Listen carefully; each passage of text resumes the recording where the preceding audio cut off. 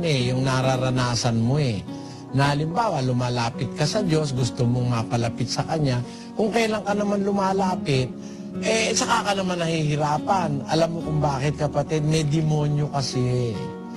At maganda ibig sabihin nun. Ang tinutukso ng demonyo at kanyang iniistorbo sa paglapit sa Diyos, yung mga sa Diyos. Pagka maraming istorbo, ibig sabihin may demonyong nang iistorbo. Kasi kung ang Diyos ang lalapitan mo, nakikita niya sa kanya kalalapit, hindi ka naman niya itataboy, di ba? Sabi ng ating Panginoon, ang lumalapit sa akin sa anumang paraan ay hindi ko maaaring itaboy.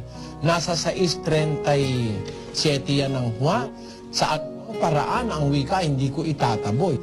Ang lahat ng lalapit sa Diyos, welcome. Kaya lang, bakit kung kailan ka pa lumalapit, saka naman maraming mga nagiging na-encounter kang problema? Matuwa ka po ron, kapatid. Alam niyo kung bakit? Kasi talagang gusto mong magsa Diyos, hinahadlangan ka lang ng demonyo. Kasi ang possibility, magiging dapat ka sa Diyos, hinahadlangan ka ng demonyo para mapahama ka.